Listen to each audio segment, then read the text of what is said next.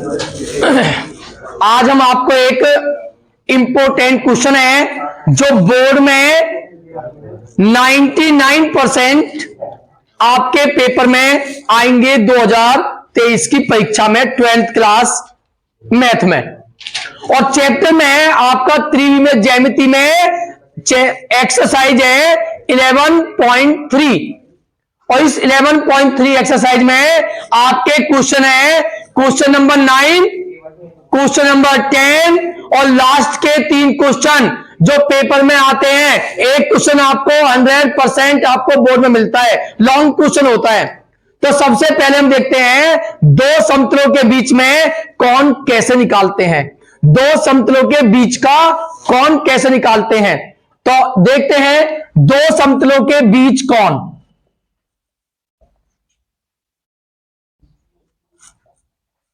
दो समतलों के बीच का कोण हमें निकालना है, उसका क्या फॉर्मूला होता है और किस प्रकार हम उसको निकालते हैं।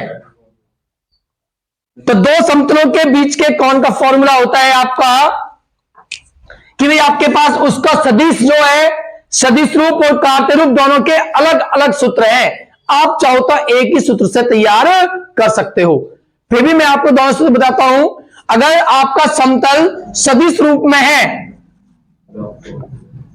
अगर आपका समतल जो है सदिश रूप में है, जैसे कि r डॉट n बराबर क्या होता है, r डॉट n बराबर d, ये पहला समतल है आपका। दूसरा है n1 कह सकते हैं, d1 कह सकते हैं, r डॉट n2 बराबर d2। ये दो समतल आपको दिए हुए हैं और हमें पूछता है इनके बीच का कोण।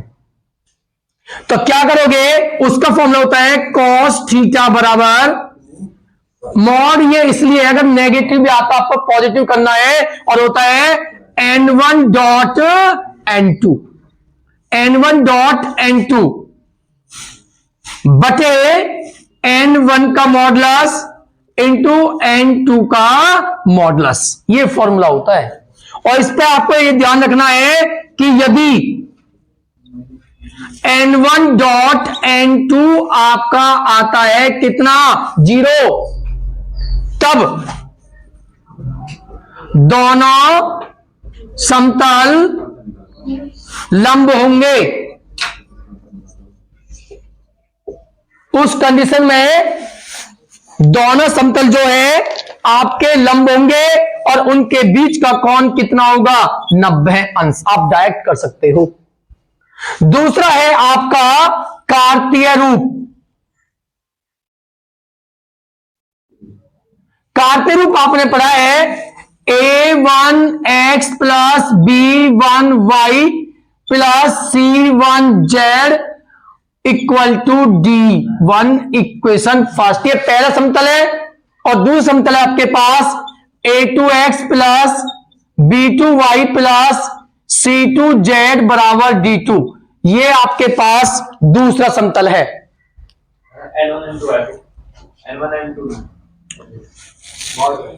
तो यहां पे आपका जो है दो समतल है a1x b1y प्लस c1 बराबर d। ये दो समतल आपके पास हैं।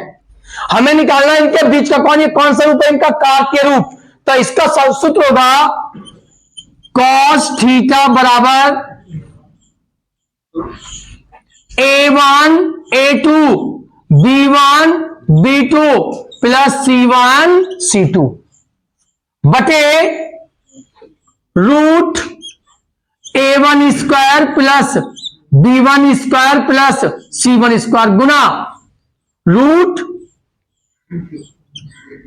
a2 square plus b2 square plus c2 square. ये होगा आपके बीच का कोण का सूत्र। आप चाहो तो हम क्या करेंगे, हम इसी सूत्र को याद रखेंगे केवल। आप एक से ही क्वेश्चन कर लेना, आप इसी सूत्र को याद रखना केवल। क्योंकि अगर आपके पास सदिश रूप दिया हुआ है तो r के स्थान पर xi प्लस वाई जे और जेड के की वैल्यू रखकर आप जो है उसे इस रूप में ला सकते हो।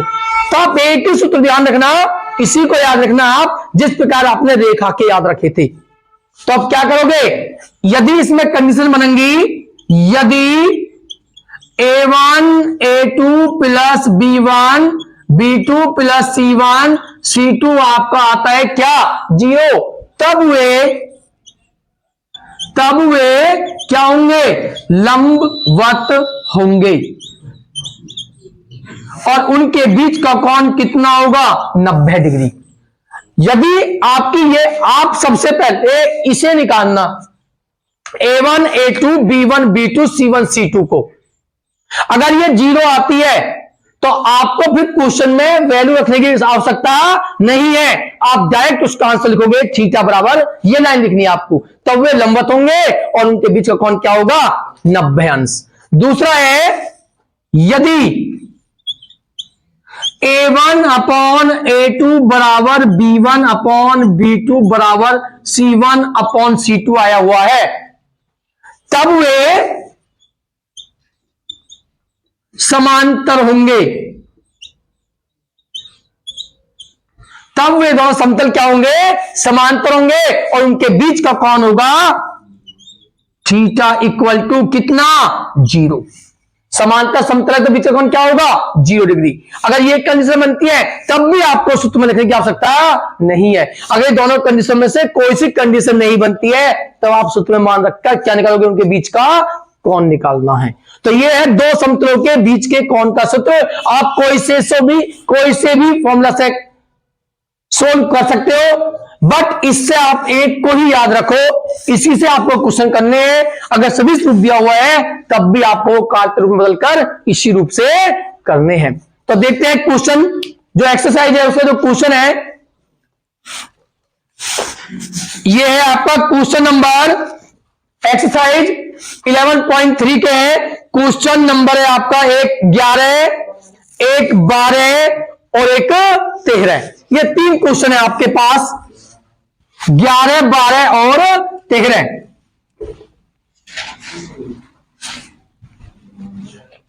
इन तीनों क्वेश्चन में आपको क्या निकालना है, बीच का कोण। तो क्वेश्चन नंबर 12 है, आपके पास दो समतल के सदिश रूप हैं और इनके बीच का कोण निकालना है। मैंने बताया, या तो आप इन्हें काटते तल में बदल लीजिए या आप इनकी तुलना करोगे R डॉट N बराबर D से। तो बताइए यहां पर R डॉट N बराबर D, तो ये किसकी वैल्यू है N1। तो N1 की वैल्यू है 2i plus 2j minus 3k और N2 की वैल्यू क्या है दूसरे समतल से, N2 की वैल्यू है 3i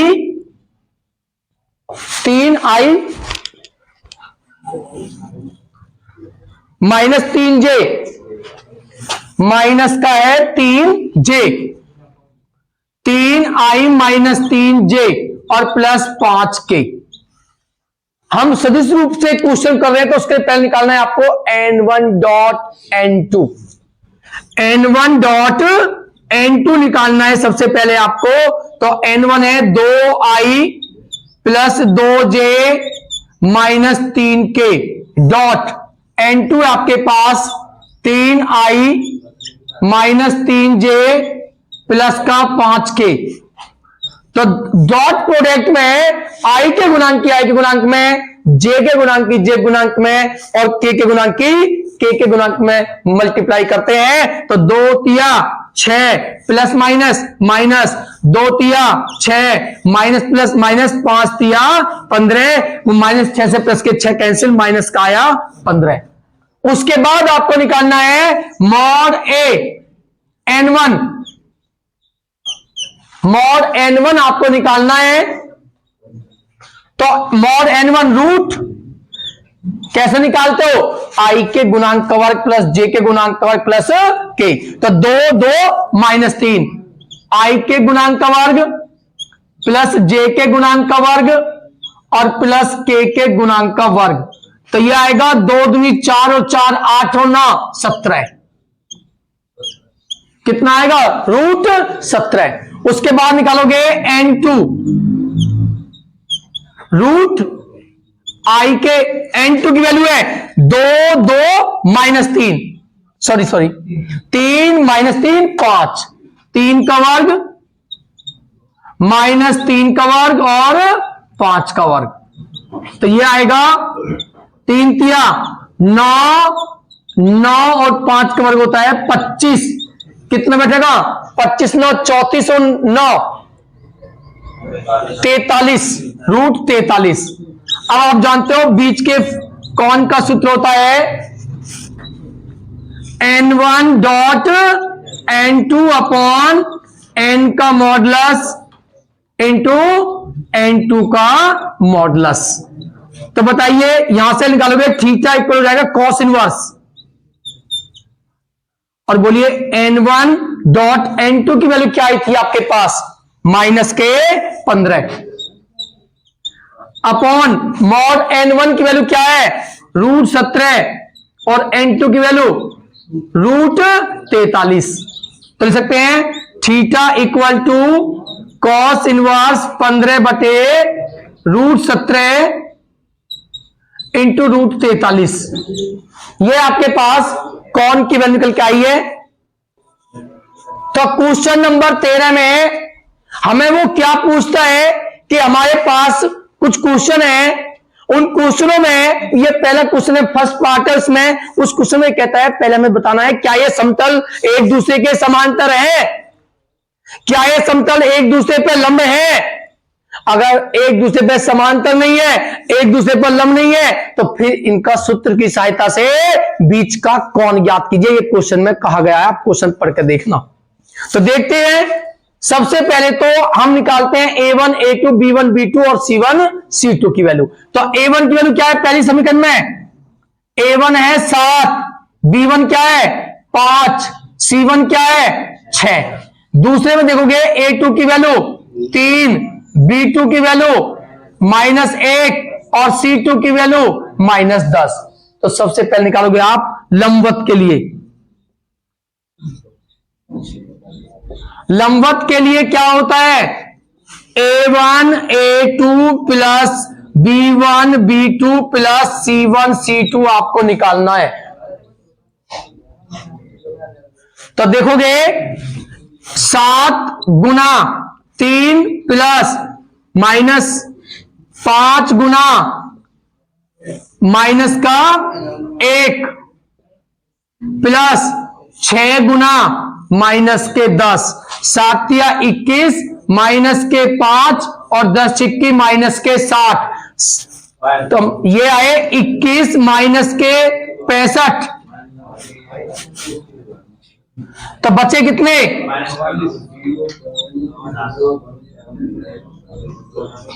माइनस के 44, माइनस के 44 आपके पास बचे।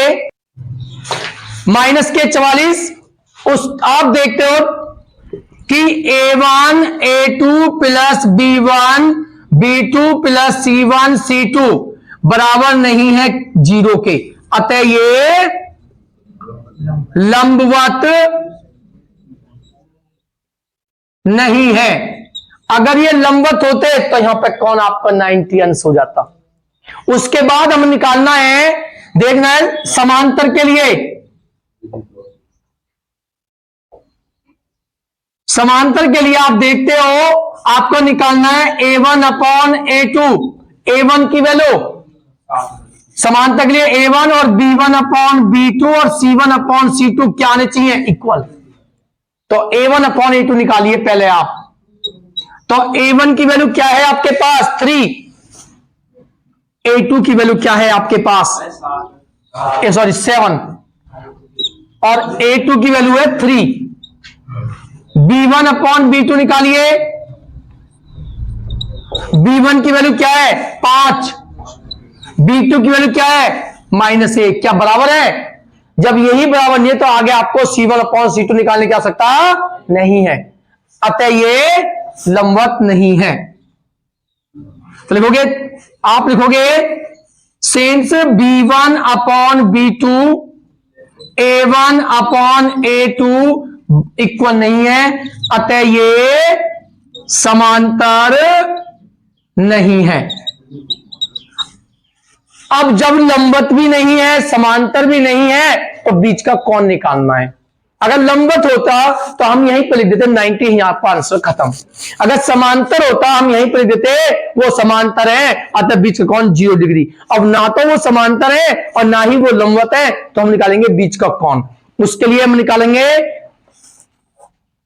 Root A1 square plus A2 square B1 square plus C1 square. तो बताइए A1 की वैल्यू क्या है। A1 की वैल्यू है 7 का वर्ग प्लस 5 का वर्ग और प्लस 6 का वर्ग।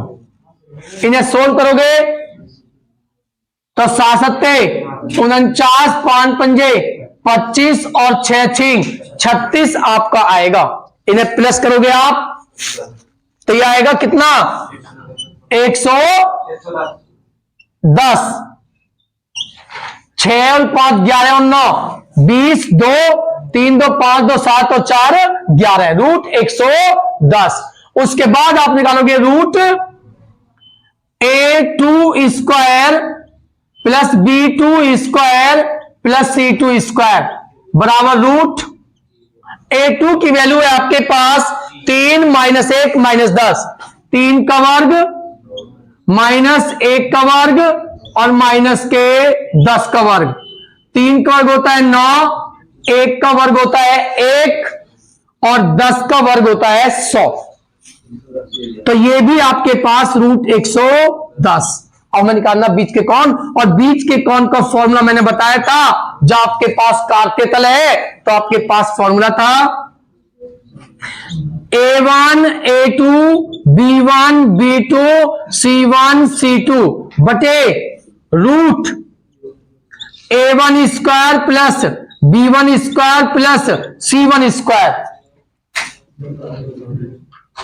Into root A2 square B2 square और C2 स्क्वायर।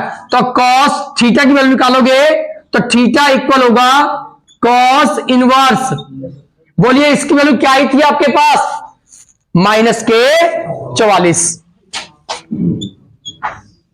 बटे इसकी वैल्यू रूट 110 और इसकी वैल्यू भी रूट 110।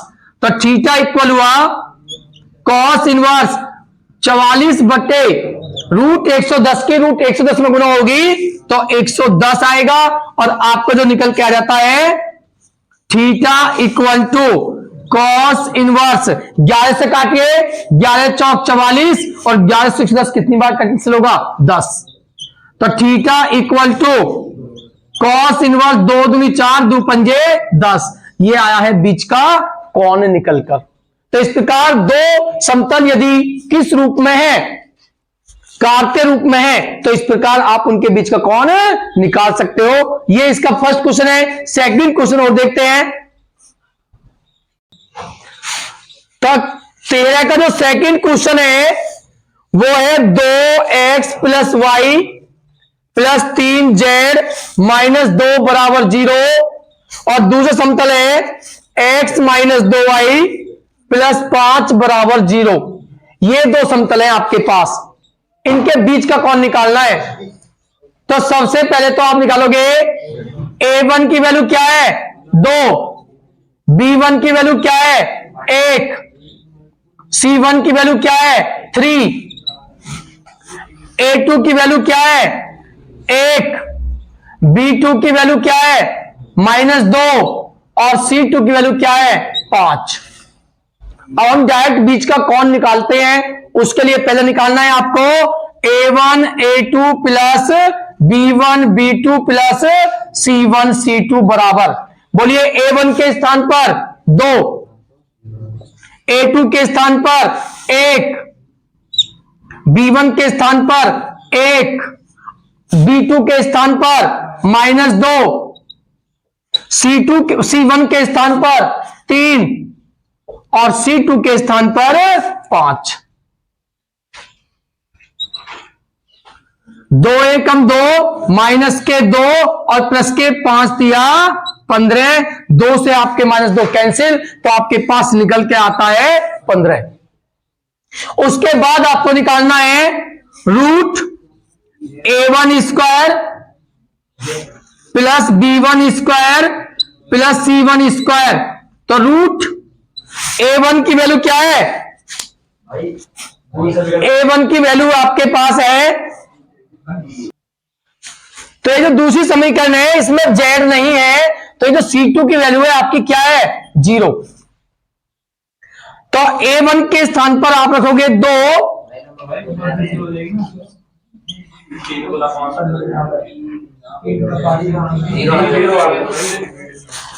2 का वर्ग प्लस b के स्थान पर 1 का वर्ग प्लस, हाँ ये देखो यहां पे c जो 2 की वैल्यू है वो 0 है, तो यहां पे जब आप 0 रखोगे 5 के स्थान पर तो ये हो जाएगा आपका 0 और 2 और माइनस प्लस माइनस के 2 से कटने के बाद में आपका क्या आएगा? 0। तो अब आपको आगे करने की आवश्यकता नहीं है क्योंकि दोनों का गुणांक कितना है? 0, अतः ये परस्पर लंबवत है। तो चूंकि a1 a2 plus b1 b2 plus c1 c2 बराबर है 0 के, ये 0 के बराबर है, अतः ये परस्पर लंबवत है और इनके बीच का कौन होगा आपका? कितना? 90 अंश। ये हुआ क्वेश्चन नंबर 2। इसी प्रकार जो आगे के क्वेश्चन हैं उन्हें आप कर सकते हो, जो आपके कोण निकालने के हैं उन्हें आप इसी प्रकार कर सकते हो। उसके बाद हमारा है किसी बिंदु की किसी समतल से दूरी हम किस प्रकार निकालते हैं, जो लास्ट क्वेश्चन है एक्सरसाइज का, उसे देखते हैं। तो ये जो आपने देखा है दो समतलों के बीच का कोण किस प्रकार निकालते हैं, उसके बाद किसी बिंदु की किसी समतल से दूरी किस प्रकार निकालते हैं वो हम देखेंगे। तो आपके पास एक समतल है जिसकी वैल्यू है ax plus by plus cz बराबर d। ये आपके पास एक समतल है, यानी कि हमें निकालनी है समतल की बिंदु से दूरी। ये आपके पास किसी समतल की किसी बिंदु से दूरी आपको निकालनी है। समतल है आपके पास ax plus by plus cz plus d। आप देखते हो जो समतल है आपके पास वो है ax plus by plus cz बराबर d। ये समतल है आपके पास। और एक बिंदु है, वो बिंदु हम ले लेते हैं, ए बिंदु है आपके पास x1 y1 और z1, ये बिंदु है आपके पास। ठीक है, जैसे हम इस प्रकार भी सकते हैं xi plus x1i plus y1j plus z1k। तो ये होता है दूरी। तो दूरी का फॉर्मूला होता है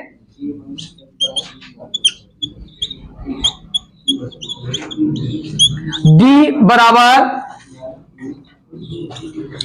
मॉडुलस, क्योंकि दूरी आपकी ऑलवेज कैसी होती है? पॉजिटिव, प्लस में होती है, तो माइनस भी आया था, आपको क्या करनी है? प्लस। तो ये होता है formula ax1 by1 cz1 minus d, ये वाला d कैपिटल D अपॉन, ठीक है, ax1 by1 plus cz1 minus d, और बटे में आएगा आपका root a square plus b square plus c square मात्रक। ये होता है किसी समतल की किसी बिंदु से दूरी का सूत्र। तो एक क्वेश्चन देखते हैं।